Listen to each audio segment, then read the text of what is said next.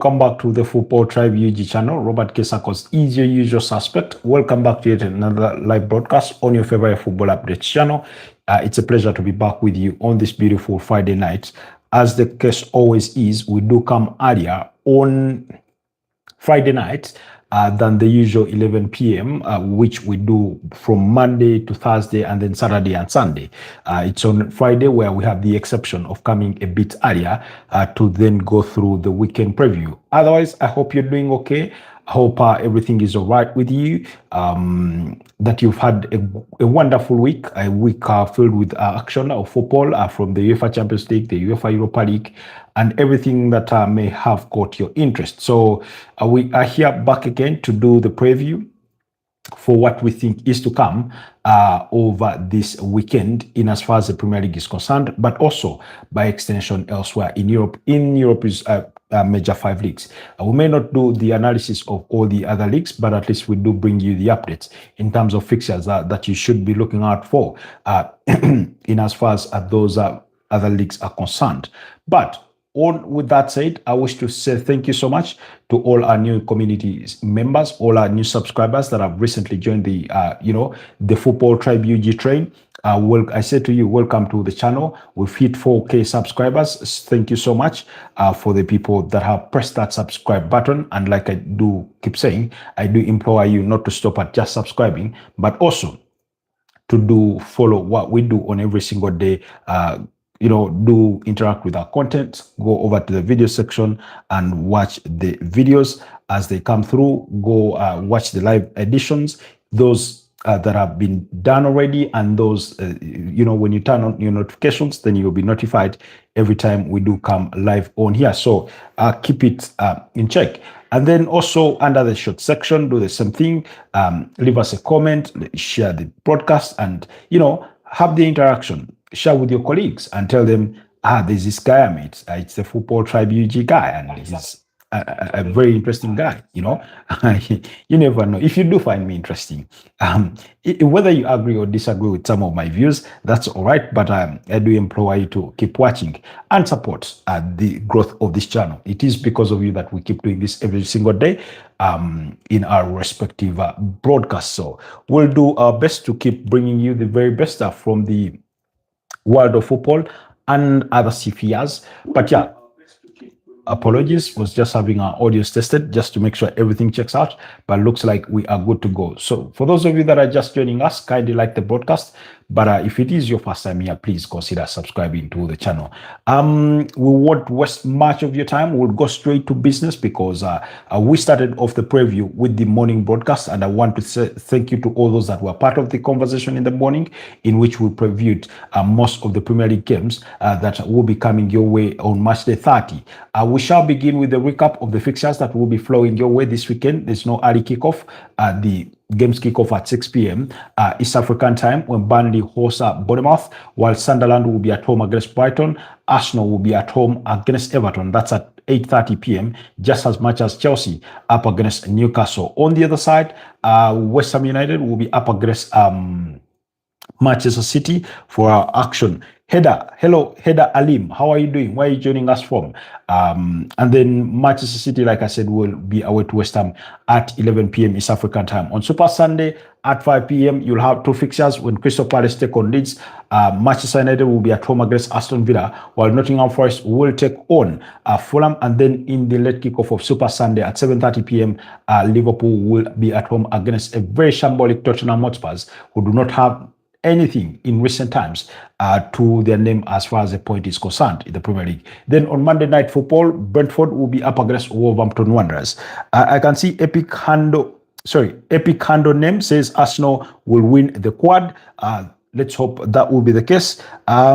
Leo Toby official says hello Leo Toby, where guys joining us from. Thank you so much for your kind contributions to the discussion. And like I said, we did the preview for the Burnley game, Bournemouth, Sunderland. We did that. We finished. We had tackled Chelsea and matches. We had tackled I think Chelsea and Newcastle. We had tackled Manchester City. We looked at Leeds and Crystal Palace. Nottingham Forest and Fulham. It's Liverpool, Man United, and the Arsenal games that we had not yet tackled on. And therefore, without wasting much of your time, we'll kick off with the Arsenal game. Epic name says joining in from Dubai. How is Dubai? How are you? Are you safe given the recent events in the Middle East? I do pray that you're okay and doing safe, and that not much has changed in as far as your life context is concerned. But if it has changed, I do pray that things return to normal for you.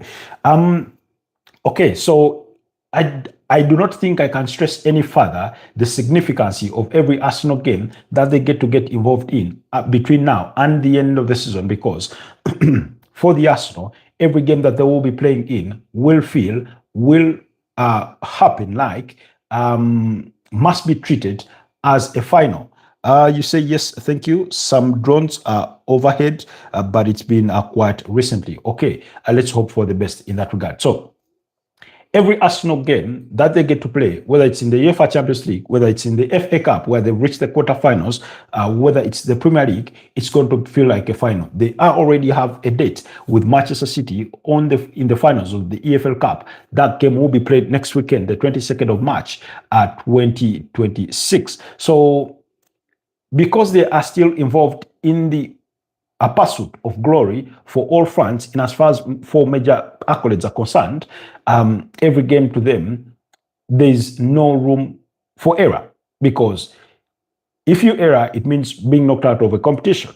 And we know they have a reverse fixture next week on Tuesday against Bayer Leverkusen. And with that said, we know that come the day to play Southampton, it will feel the same way nonetheless, because once Southampton, if you let it lose, then you are out of that competition. Against Man City, the writing is on the wall. So with the Premier League, with 8 games for the Arsenal left to play, this is bound to be their 31st game of the season. Then, I mean, I cannot stress it any further how important it is because of the context of the other Premier League title contenders, and that's Man City. Really, mathematically, they are 7 points ahead. Anything can happen in terms of reducing that deficit, because the last thing you'd want is any form of complacency whatsoever, because the team that you're 7 points ahead of in Man City do have a game in hand.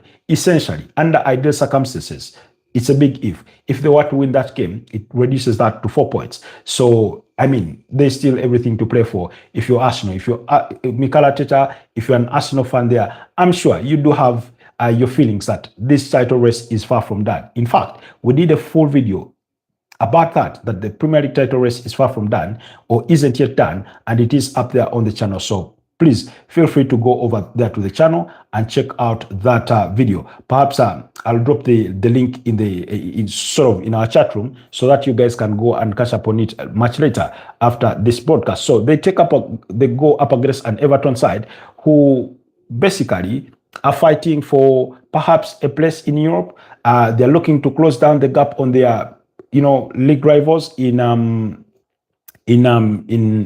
Liverpool. They do not have any pressure whatsoever.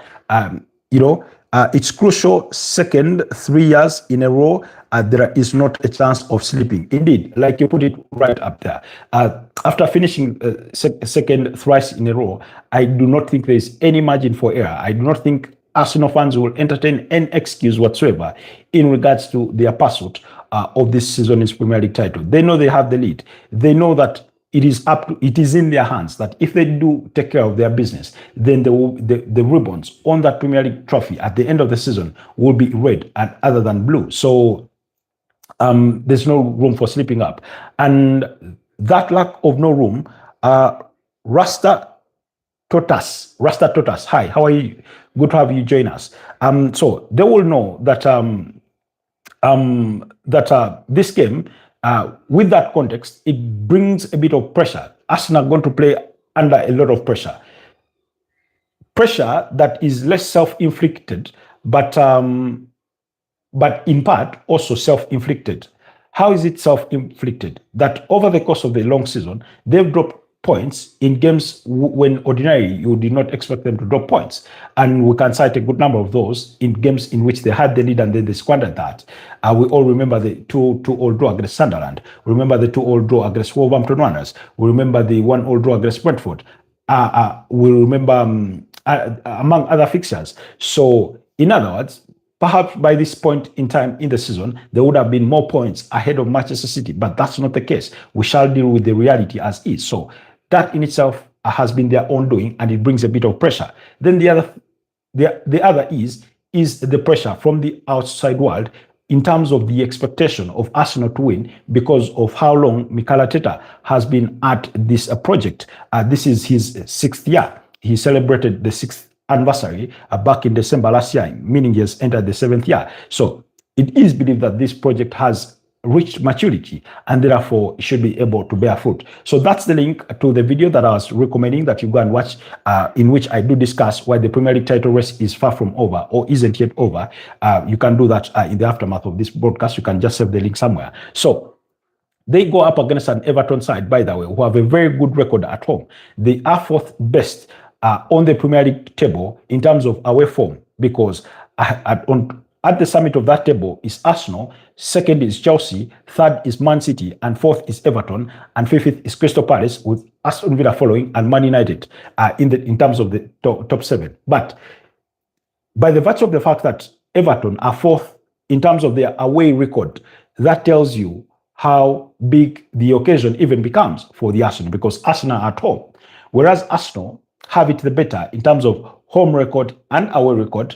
It does pose a challenge. It means that Everton are not going to be a knockover. They're not going to be a walkover. In any case, Everton are one of those few teams against which Arsenal failed to beat at least at any single occasion last season, because they forced Arsenal, I think, in a 1-1 draw and a goalless draw in the two of the fixtures that they had last season. This season, when they met at the Hill-Dixon Stadium, it was a marginal 1-0 victory for the Arsenal, needing a penalty from Victor Gyökeres to win all 3 points. So I remember when the season was starting, I made, when I was making my season predictions, for which I did predict that Arsenal would win the Premier League, and I thought Liverpool would come second, Chelsea third, and Man City fourth. Contrary to that, of course, some of those may not come to life. But I did say that among the things that Arsenal needed to do right was cutting out the many draws that they had last season, because last season they gathered as many as 14 draws. They need to cut that out. We still have 8 games to play in the season, and they have drawn as many as 7 games, which is not the best of things, but also is not worst case scenario. In other words, they've tried to make amends for where they dropped points last season, and I've just cited for you the Everton game away from home, which they won by 0-0. The other was against Bournemouth. Bournemouth was the only team last season to beat up against Arsenal, home and away. They managed to beat Bournemouth in the first leg by 3-2. Then West Ham.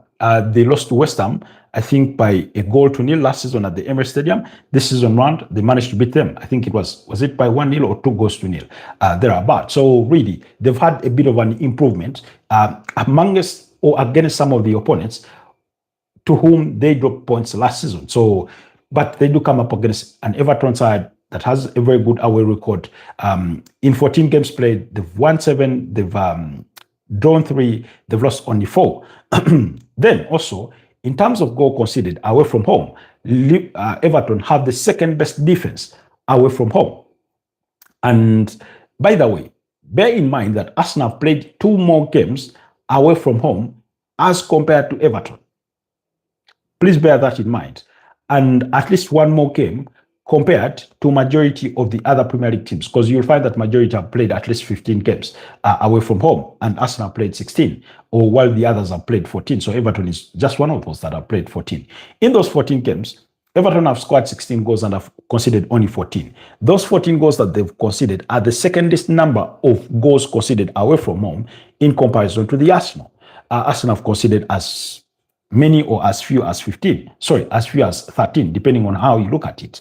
So what does that communicate to you? That Everton can be a very, very difficult opponent. Whatever Arsenal come up with, we know that Everton are going to play with that bit of low block. It will be up to Arsenal to unlock that low block. They are very good in set pieces, so Arsenal is not going to intimidate them when it comes to set piece play. The likes of James Tarkowski, Michael Keane, whether it's him or Gerard Braithwaite, whether it's them, that player in this backline, Milinkovic, Myakalenko at left back, Jake O'Brien, and things like that, or players like that, they will know that Everton have everything that can match their competitiveness in as far as set piece plays are concerned. Then you have, of course, you have the goalkeeper in Jordan Pickford, who the kind of goalkeeper that can win you points on a given day. They have that. Then Idris Gana Gueye is one of those players that have been really, really impressive in central midfield, at least in some of the Everton games that I've had the chance to watch. Godba says, hello to you too. Do you remember me? Obviously, Godba, always a pleasure to see you around. Then James Garner. James Garner has been one of the standout performers of this campaign, because when you look at his numbers, I think he has about 5 assists as far as this season is concerned. So he's been really, really impressive, to say the least.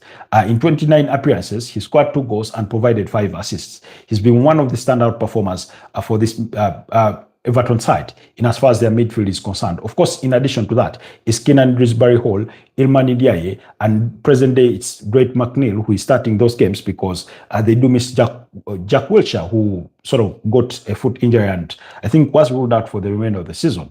Then ahead of them, it could be Beto, it could be Thornberry, but whoever they start with, best rest assured that Everton are going to play counter-attacking football. They'll try the long ball, but more importantly, they're going to set up in a low block or a mid block. So expect those kinds of things to happen.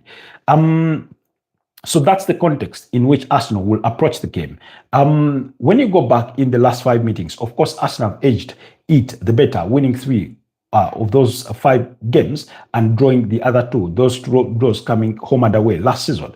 At the Emirates Stadium, it was a barren draw last season. So Arsenal will keep that in mind, or will have to remember that. Then on the other side, Mikel Arteta has a lot to do in terms of how he sets up his team. First of all, I think it is a game that calls for a bit of a player rotation in certain areas, provided or conditioned that some players are fit to play. For example, if I were Mikel Arteta, or if I were in his shoes, I would say David Raya starts. I wouldn't tamper with Gabriel Magalhaes and William Saliba partnership. I'll stick with that.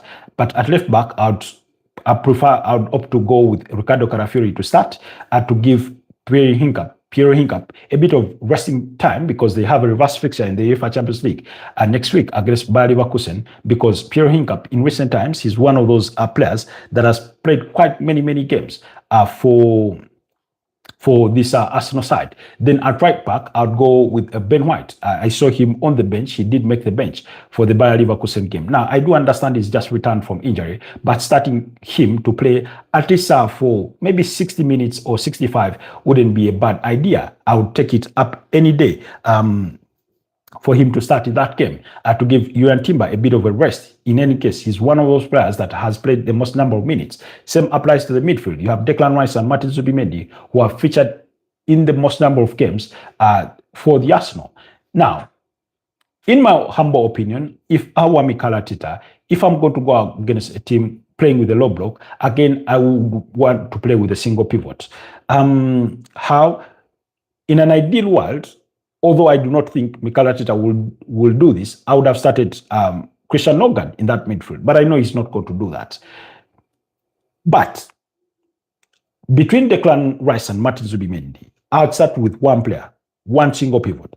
Okay, let's say Declan Rice as my number 6 or holding midfielder. Then, in addition to him, I'll go with Kai Havertz and Ebeleche Eze, if they are fit to start, which I want to believe that they are fit enough to start.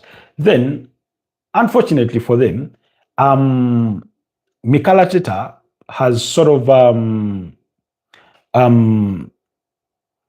we do not know what the update is with Martin Odegaard, because last we checked, he was not available to start in this game. he's been out for quite some time through injury and things like that. So we can only hope for the best. He did say that while Leandro Trossard missed and Odegaard missed the midweek games against Bayer Leverkusen through injury, they will continue to be assessed ahead of this game. So usually there's very little time left to play. We know that Mikel Merino is out with a long-term injury, so you do not expect to see that one. So if I were Mikel Arteta, I'd want to switch things up a little bit and go with Kai Havertz and Eberechi Eze to start in that midfield. The question then becomes who plays as your number 8 and your number 10. I believe they have the capacity or capability to play alternatingly. One can drop in the 8 and the other goes in the 10 and vice versa, but you need those attacking players to give you that bit of an edge, in terms of trying to break that low block. And then you take it from there. Then on the wings, in my humble opinion, first of all, I'd opt for Noni Madueke to start this game. I'll be bold to start with Max Dorman, but I do not think he's going to make that decision. I'll be realistic. I think to the right, he's most likely to go with Gabriel Martinelli or Leandro Trossard, although since Leandro Trossard was absent, I feel he may not risk it that much because albeit Trossard is one of those players that usually pop up with the goals for this Arsenal side, and I think he's done before in an Everton fixture. So, and then Victor Gyökeres to lead the lines. Unfortunately, Gabriel Jesus has not done enough in recent times. Even that game against Mansfield Town, he looked so average against Mansfield Town that I wouldn't request that he be given the nod to start in this game. So that's the context within which Arsenal are going to come into this game. But I need to see some really, really significant changes for Mikel Arteta to, give some of those squad players some bit of playing time. They will be fresher because you come up against an Everton side who have not played since last week, midweek. In the weekend, they were not involved. They had no FA Cup game. They were well rested. Midweek, you had the fixture in the UEFA Champions League. They were well rested. No duties. So really, I think if you're Mikel Arteta, you need some really, really fresh legs that are going to run toe-to-toe with that Everton side and hope for the best. And perhaps I would want to fancy Arsenal to win this fixture. When you look at their both teams' form in terms of the last 5 fixtures, Everton have lost quite a couple, losing to Man United and Bournemouth, but they've also won the other 3, beating up against teams like Fulham, beating up against Newcastle by 3-2 at St. James's Park. Really, their last result was a 2-0 victory against Burnley. In a similar context, on the other side, Arsenal have drawn 2 of the last 5 against Brentford and Wolverhampton Wanderers, but they've won the last 3, beating up against Tottenham Hotspur, Chelsea, and Brighton. Now, the Brighton performance was very minute, in fact, their last 3 performances across all competitions in the Premier League against Brighton, against Mansfield, and against Bayer Leverkusen have been far from convincing, to say the least. So they need to find that spark again because they need it. Nonetheless, they need to win at all costs.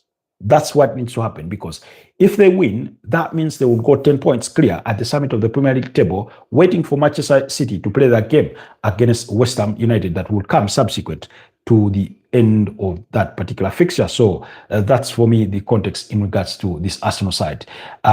So I'll go with a 2-1 victory for the Arsenal. I think they're very prone to conceding goals at home, and in any case, when you look at some of the goals they've conceded at home, because I think they've conceded 22 goals this season. Sorry, not 22. I think they've conceded 22. Yeah, they've conceded 22 goals. 13 have come away from home and 9 have come at home. So that implies that at home they do not concede that many. So it's a good thing. In fact, the most goals they've conceded at home were 3 against Man United in that 3-2 loss. So out of the 9 goals they've conceded at home, 3 of them have come against the same opponent. So they've had the second best form at home, but that's also because they played 1 game lesser than the best on-form team at home, which is Man City, that have won 11 games out of 15, lost 1 and drawn 3 at home. Realist Arsenal in 14 have won 11, drawn 2 and lost 1. So you can see it's almost the same in terms of that sort of form for the two sides. It's Man City edged with 1 point, but like I've told you, Arsenal played one game at home less. So, it's fairly a very, very good record. So I'll fancy Arsenal's chances going into that one. Anyways, quickly, allow me move on to the other fixture. Like I told you, the other fixture I want us to look at is Manchester United against Aston Villa. This fixture will be coming on Super Sunday. Now, if resting your team, your players gives you any form of advantage competitively on the pitch, then Manchester United have no excuse whatsoever because they are the most rested teams. Sorry, they are one of the most well-rested teams in as far as the Premier League is concerned. Having been knocked out of the EFL Cup at the first time of asking against Grimsby Town and against Brighton and Hove Albion in the FA Cup, surely they've not had a lot of fixtures to deal with. In any case, Manchester United will have played 40 games by the end of the season. 40 games by the end of the season. Wow. That sounds still few because they're going to play 38 fixtures in the Premier League, 1 in the EFL Cup, 1 in the FA Cup. Done and dusted.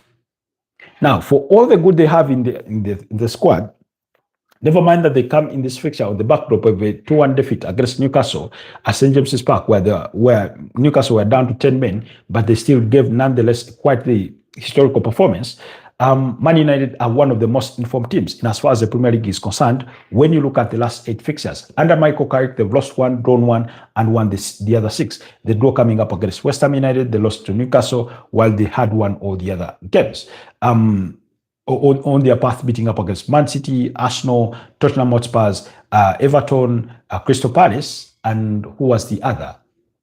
Fulham. Yes, Fulham was the other team that they beat by 3-2. So really, form is really on their side. In sharp contrast, Aston Villa, on the other side, have lost their last 2 fixtures, losing to Wolverhampton Wanderers by 2-0 and against Chelsea by 4-1. Really, they've had 2 other draws in the last 5 against Bournemouth and against Leeds United, while they beat up against Brighton by 0-0, that goal by Tyrone Mings. That's their current CV. They have been doing tremendously well in as far as the UEFA Europa League is concerned, and they won their Thursday fixture against Lille by 0-0, that goal scored by Oli Watkins. Now, Aston Villa a bit caught up in a catch-22. It's similar situation for Arsenal, for Man City, for Liverpool, for Chelsea, because these are teams that are still involved in more than one competition. So that means that while they play in the Premier League, fighting to either win the Premier League if you're Arsenal, Man City, fighting to finish within the top 4 if you're Manchester United, Aston Villa, Chelsea, Liverpool, then you still have food for thought there. You still have something to concentrate on in the Premier League. So it doesn't make it any easier for this Aston Villa side that had to play away in France and have to return and play away to Old Trafford. Now, I've just told you that Manchester United are a well-rested team. Ever since they lost to Newcastle, they've been out there on holiday. They've been chilling. However, resting, as much as resting can be a good thing, it can also be a bad thing. It may imply a drop off in fitness. It may imply a bit of rustiness, that comes in for lack of, game time. Have you ever wondered why managers, even in the smallest of games, sometimes they will bring their elite players late on in the game to play at least the last 15 minutes, the last 20 minutes, the last 10 minutes, because they want those players to stay in shape, to stay within the rhythm of the game and things like that. So that's why they do it. So for a team like Man United, whereas it may be a disadvantage for Aston Villa to have not rested enough days, it could work to their advantage that they've been playing, that they have rhythm to their side. Remember, they did not play in the weekend. That was at the FA Cup. I don't think they were involved. They had already been knocked out by Newcastle at the 4th round, so they were not involved. They were rested. So they come up against a Man United side that have really, really been good at home. And in the last 2 visits for Aston Villa at Old Trafford, they've not won any. In fact, The last 5 meetings between the two sides have been shared for 2 victories apiece, with 1 goalless draw that came last season. Man United made the trip to Villa Park. Now, given the responsibilities for either teams and what their ambitions are, for Man United, there's nothing left to fight for in this current season. The only thing they can fight for is to finish as high as they can on the Premier League log. Really, Aston Villa would want a direct qualification to the UEFA Champions League by finishing within the top 4. They have another route that gives them a shot at a title, but also qualification to the UEFA Champions League, and that's by winning the UEFA Europa League, where their manager in Unai Emery is that experienced, having won the competition at least, I think, 4 times, thrice with Sevilla and once with Villarreal. So there's that. So nevertheless, when it comes to the players, in terms who get selected to play, unfortunately for Aston Villa, they've been without for an extended period of time. They've been without Yuri Tillemans, John McGinn, Boubacar Kamara, which has sort of cost them a great deal of form and headache. Really, they've played Amadou Onana and Douglas Luiz in that midfield. Oftentimes, they felt like, wait, in any case, we saw how Chelsea obliterated them the other time, beating them by 4-1. João Pedro scoring a hat-trick in that one. So if you're Man United, you're thinking to yourself, yeah, this is a winnable fixture. Aston Villa do not have form on their side. Perhaps they're a little bit low on confidence. Nonetheless, they still have fairly decent team. Emi Martinez, Pau Torres, Tyrone Mings, Lucas Digne, if he's Ian Matson, then you have Leon Bailey, you have Oli Watkins, you have your Emi Buendia, you have your Alejandro Garnacho. Now, Alejandro Garnacho is on loan for Man United, therefore is not eligible to feature in this fixture. And I do not think Harvey Elliott is quite capable of, starting a game. They pushed out Ivan Guessand out on loan to Crystal Palace, so it's not an option for them. So in the width, who do you then deploy? We'll wait to see how they do behave on that regard. But anyways, they'll still have the player power. For Manchester United, I think the starting 11 has been more or less cut out unless injuries have been at play. However, instead of having a target man like Benjamin Sesko, I think you're better off starting Amadou Diallo to the right and Cunha to the left, with Bruno Fernandes in behind them and Mbeumo playing centrally. If you saw how Chelsea behaved against, that Aston Villa side, then the midfield doesn't change. Of course, the midfield duo of Casemiro and Kobe Mainu, then the backline of Lenny Yoro, Harry Maguire, Luke Shaw, and Nusa Mazraoui or Diego Dalot with Sene Lomans goal. So the writings are on the wall of how Man United could set up for that particular fixture. Then, then. So either way, I still feel Man United will win this fixture at least by 3-1. That will be my prediction for that game. Moving on quickly to the other fixtures that will be coming your way. Our next fixture on this radar is Liverpool versus Tottenham Hotspur. I do not think Liverpool can give us any excuse whatsoever if they cannot beat up against Tottenham Hotspur. Now, I know I said the same thing about them facing Wolverhampton Wanderers, because Wolverhampton Wanderers, by a mile, have been the worst team in the Premier League thus far this season. And it is true. It hasn't changed, despite them winning the last 2 consecutive games when they beat up against Liverpool by 2-1 and beat up against Aston Villa by 2-0. So, Tottenham Hotspur have arguably the worst form ever since the turn of the new year, because in the Premier League, they are still yet to win a game of football in 2026. First of all, I think they've had about 3 or 4 draws ever since the turn of the new year. When you look at the overview of their recent results, we can walk through them, and we won't focus on all competitions. We'll focus solely on the Premier League. First of all, they've lost their last 5 consecutive games.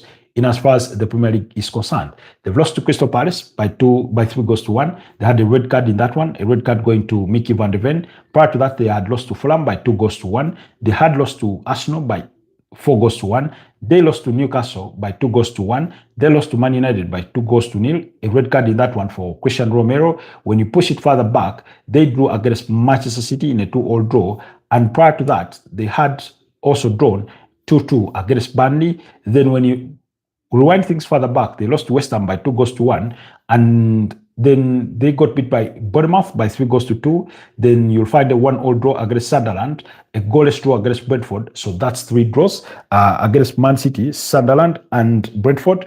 Then they beat up against. So the last time they won a game of football was when they beat up against Crystal Palace by a 0-0. That was on the 28th of December, prior to which they had lost to Liverpool by 2-1. So the first leg between the two sides ended in a 2-1 victory for Liverpool, with Hugo Ekitike and Alexander Isak scoring in that one. Willis Richarlison scored for Tottenham Hotspurs, but they had 2 red cards in that game to Xavi Simons and Christian Romero. So really, Tottenham Hotspurs are yet to win a game of football since the turn of the new year. They've had 3 draws and all the others have been losses. So that kind of run of form is why I say that Liverpool have no excuse whatsoever not to beat up against this Tottenham Hotspur side. It is their biggest chance they have. In any case, they do have the encouragement that in their last 5 meetings, Liverpool have only lost 1 fixture, and you have to go back to September 2023 when they lost during that by 2-1 away to Tottenham Hotspurs.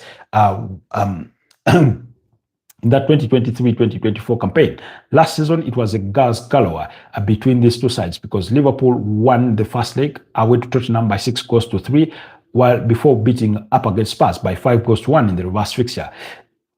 So really, you can see that the weighing scale is sort of tilting towards one side. In 67 Premier League appearances, there's been 35 victories for Liverpool, only 15 for Tottenham, and 17 draws. So that clearly tells you that pedigree is on Liverpool's side.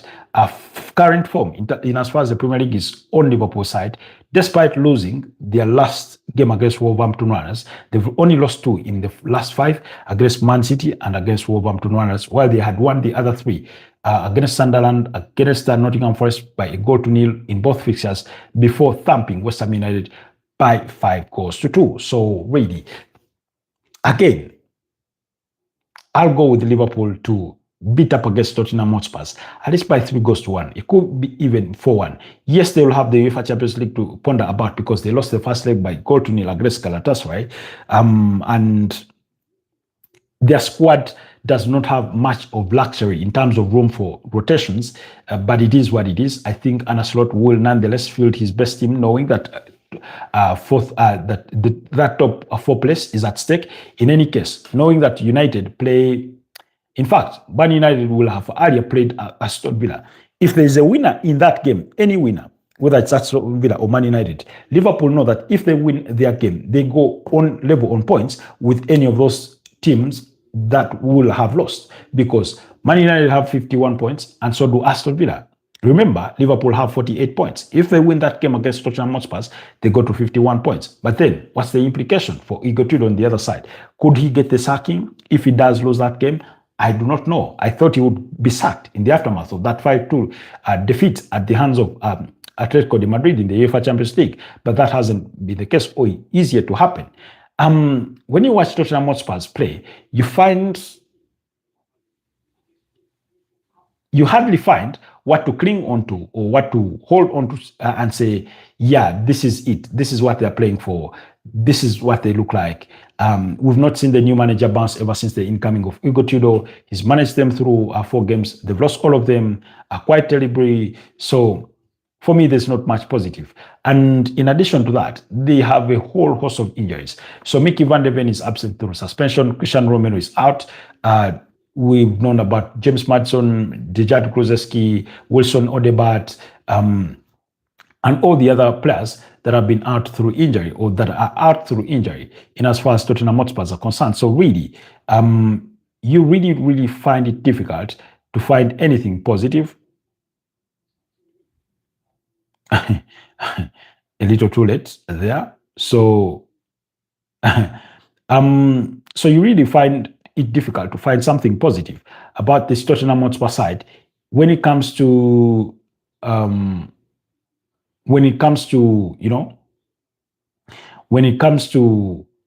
thinking that they have a possibility of winning this game. Whereas in football, anything can happen. And it is indeed true that anything can happen. I mean, it's almost it's hard to envision. It's really hard to envision that Tottenham result.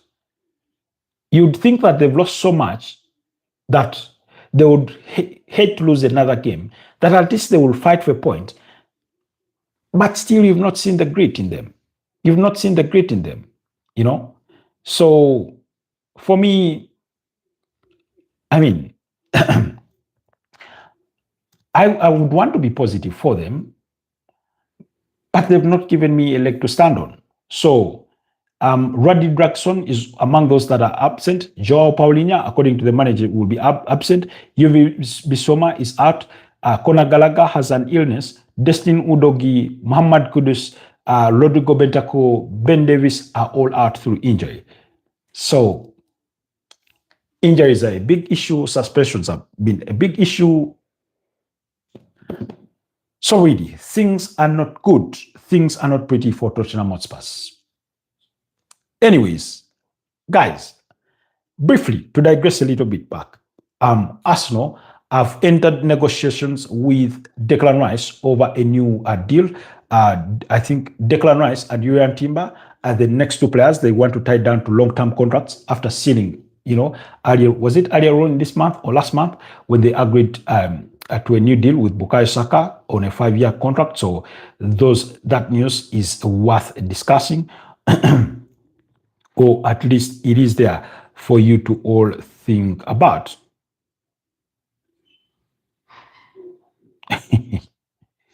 So really, there's that. Then, oh,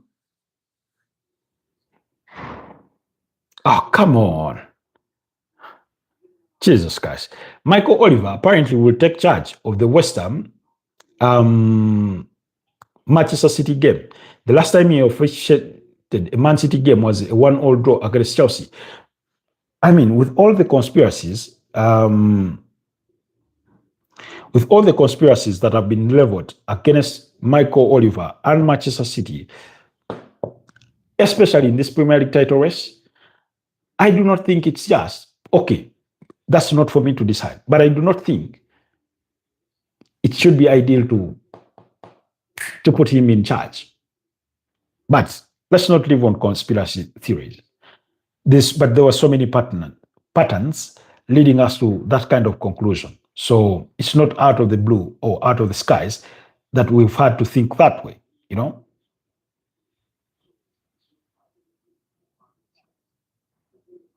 So anyways, let's move on because like I told you, we had looked through all the other fixtures of the Premier League, so we won't be dwelling on any of them any further. The Brentford game, that one we'll look at on Monday. Then quickly, let's move on to elsewhere in Europe because there's plenty of action that will be coming your way. Starting with tonight, there's a game at 11 p.m. Deportivo Alves are going to be up against Villarreal at 11 p.m. In the German Bundesliga, Borussia Mönchengladbach are up against St. Pauli, while in the Italian Serie A at a quarter to 11 p.m., Torino are going to be up against Parma. And at the same kickoff time, Olympique Marseille are going to be up against Auxerre. So do not miss out on that fixture. Then, moving on. This weekend, there is a game that I would love for you guys to watch. That's going to be a game between Bayern Munich and Bayer Leverkusen. Not that the two are in close words, but given the kind of game that Bayer Leverkusen played against Arsenal, I'll be intrigued to see if they do deploy the same tactics when they take on Bayern Munich. I've always made the argument that in the Premier League, teams have approached games quite differently from how Arsenal's opponents have approached games in the UEFA Champions League. Now, Bayer Leverkusen in midweek picked a leaf out of that playbook from Premier League teams in the manner in which they approached that game against Arsenal. So I'll be really, really interested in having a glimpse on that. But in the Spanish La Liga, That's tomorrow at 4 p.m. Girona will be up against Athletic Bilbao, while at 6:15 p.m. Atletico de Madrid will take on Getafe. At 8:30 p.m. Real Oviedo will take on Valencia, while at 11 p.m. Real Madrid will be up against Elche. That's in the Spanish La Liga. In the German Bundesliga at 5:30 p.m., Bayern Munich will be playing away to Bayer Leverkusen. Borussia Dortmund will be up against Augsburg. Eintracht Frankfurt will take on Heidenheim, while Hoffenheim will be up against Wolfsburg. All those games kicking off at 5:30 p.m. Then at 8:30 p.m., Hamburg SV will be up against FC Cologne.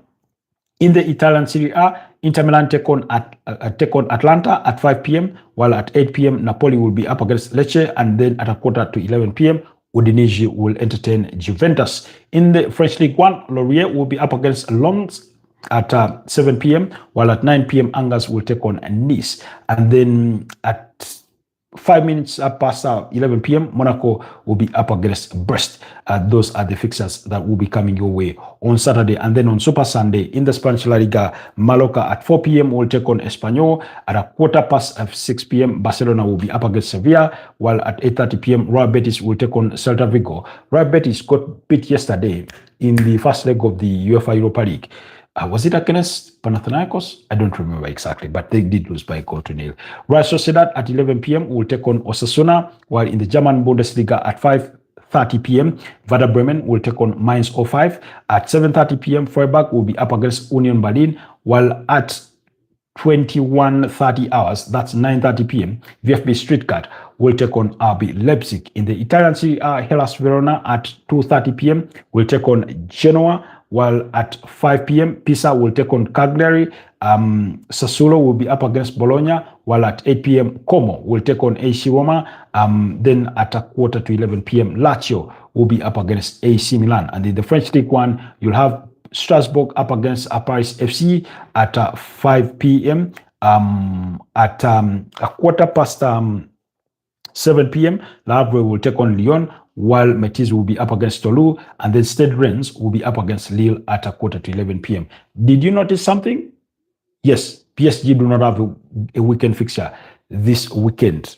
They are going to be relaxed, preparing to take on Chelsea in the reverse fixture after winning the first leg by 5-2 at Stamford Bridge next week. Chelsea have a difficult game against Newcastle this weekend. We did the preview for that Newcastle game against Chelsea. Chelsea at home, their home form overall hasn't been great this season, but they do have a good record at home against Newcastle. So for me, I think bearing all factors considered, I do have a feeling that Chelsea will come out on top in as far as that particular fixture is concerned going into the weekend. So interesting results there, or stuff that is coming through. So what game have we not looked at? I think we've looked at it all.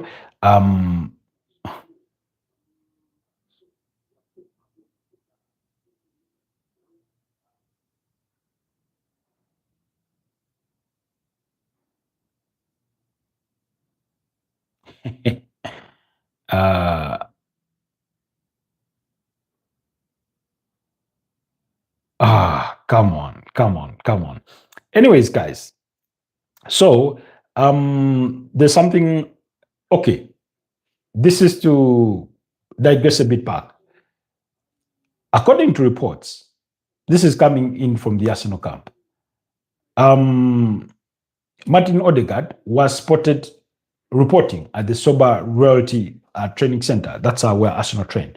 But for me, that's not a surprise because he's been there doing personal training and things like that. But he's still not yet fit. Mikel Arteta said they will see later on whether he can, turn up he can be part of the game.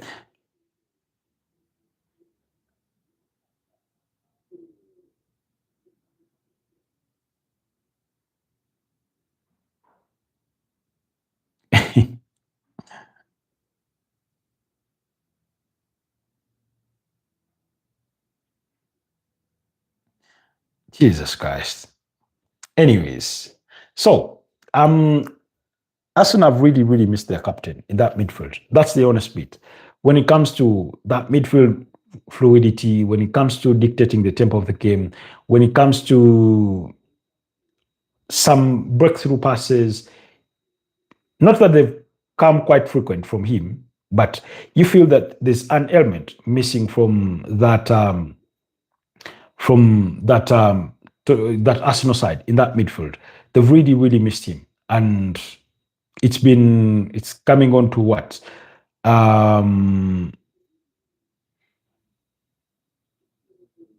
It's coming on to, I think he's missed their last 3-4 games, really. So he's a player that they really, really miss. Then Leandro Trossard has been out of form.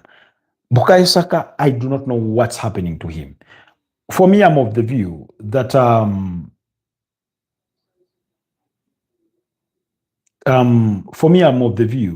Bukayo Saka ought to stop trying to carry the team on his shoulders. And I don't mean that in a bad way. It's not bad to take responsibility and carry your team forward.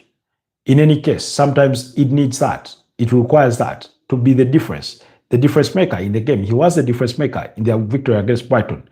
But oftentimes, I feel that when he should be making a pass or doing the simple thing to get the game going, he's trying so hard to cling onto the ball, trying to find that tiny bit of space, and that space never comes. And in the end, the final product is not good. He's been off of it. When you take away some of the assists that is delivered through corners, he's not playing for you the line-breaking pass. He's hardly cutting on the inside and shooting. He's not shooting from distance as often as you would want to see it, perhaps. But you see, I'll keep saying this, and I hope it doesn't cause any controversy, because it is not meant to be controversial. But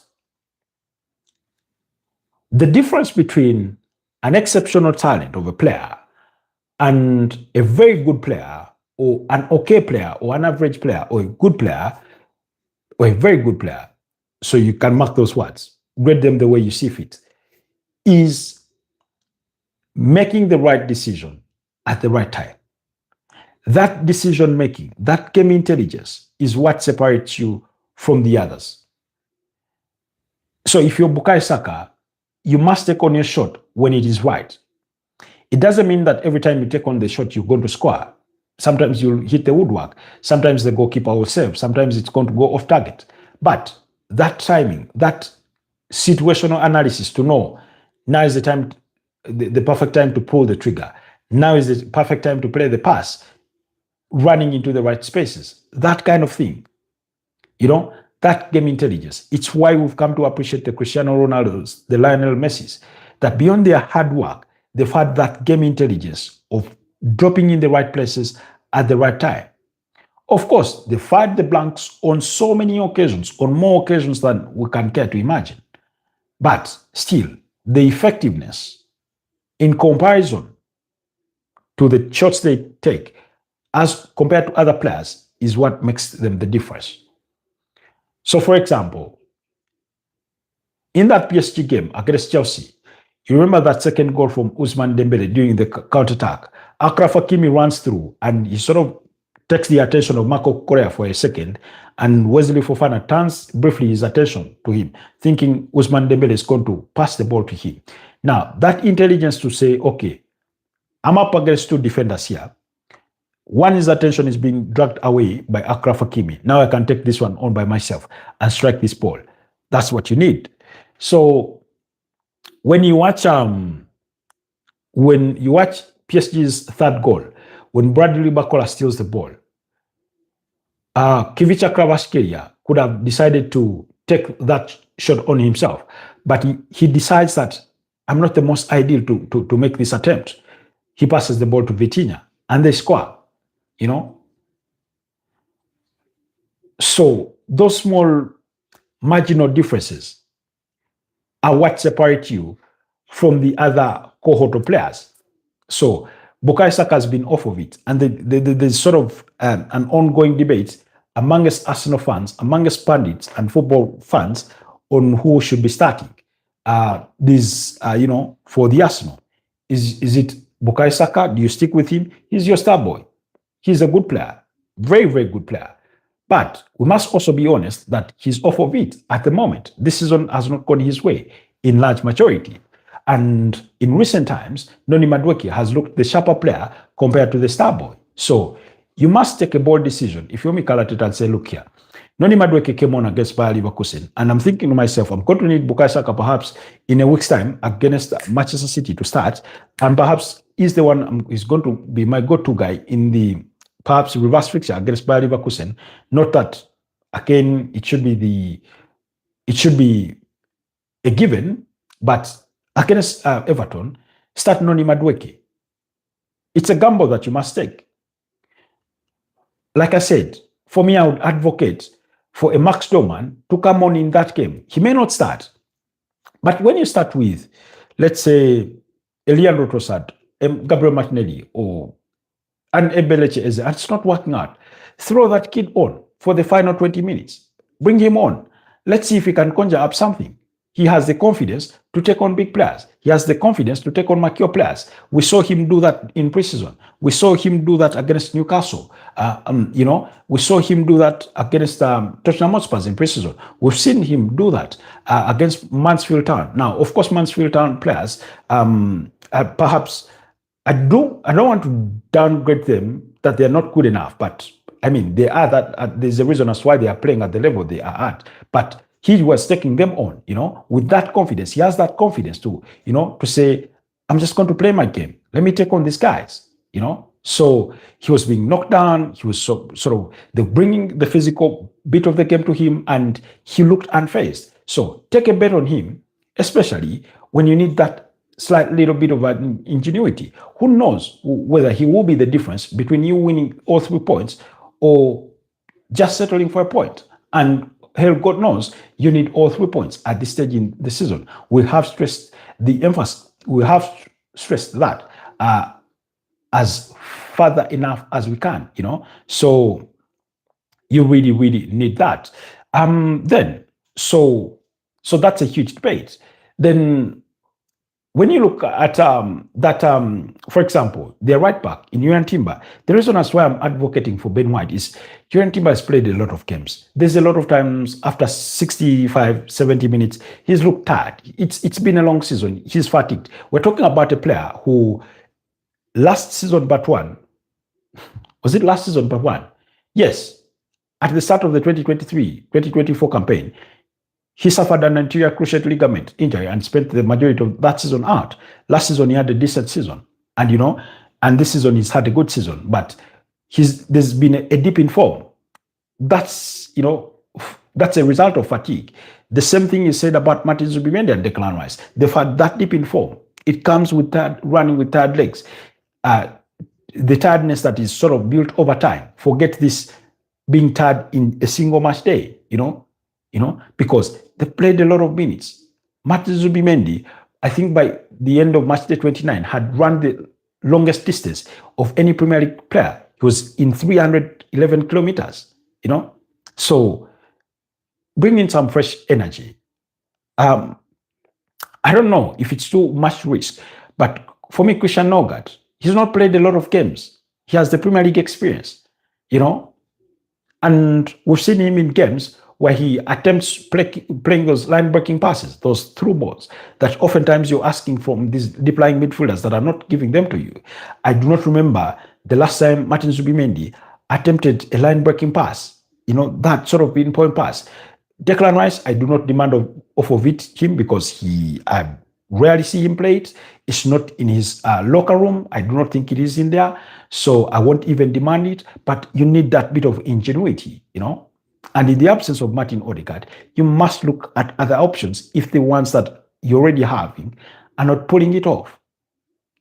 Now, for Mikel Arteta, I think if you must be feeling that we're at a very critical part of the season and it's too much risk.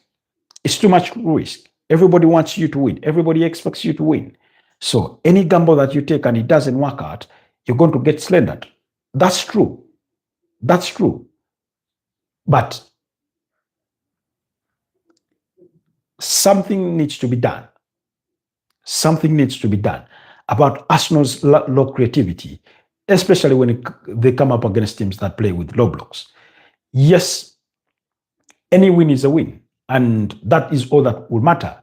But sometimes that could be the difference that you're looking for, you know, that you need that line-breaking pass to win you the game of football. Like I said, in the first leg, all it took was a penalty to win that game. Against Brighton, we saw it. Not the most decent, of course. In fact, everybody does concur that Bart Verbruggen should have done better to save that goal, that attempt from Bukayo Saka. But that's what won the game, you know. But also, at this stage in the season, when you have the pressure, there's a bit of doubt here and there, especially from the outside world, you need an emphatic victory that sort of reaffirms your belief, that reaffirms your conviction that we got this. You know, that regardless of what the rest of the world is talking about us, the Mikel Obis, the Paul scores, etc., etc., we still got it. You need that. You need that. So wherever it comes from, you ought to take it. Anyways, guys, you'll allow me wrap this one up here. And I wish to say thank you so much to Heda, Alim, epic handle name, Toby, official, thank you so much. Rust Totas, thank you so much. Godba, always a pleasure to see you on the channel. It's been a pleasure hanging around with you guys. Let's do this again tomorrow morning at around 10 a.m. For a further preview of those games. We'll be sort of re-emphasizing some of those points, etc., etc. So you'll allow me wish you a blessed night, a blessed weekend ahead. Enjoy yourselves. Look forward to those Premier League fixtures. Do not forget to, watch the content. Go over to the video section and watch all our content. Continue subscribing to the channel, but watch the content. Whatever your contribution you will put to this channel will be much appreciated. So for those of you that watch our live broadcasts long after they've ended, we do not take your love and support for granted. Stay blessed, and I'll see you guys next time. Bye-bye for now.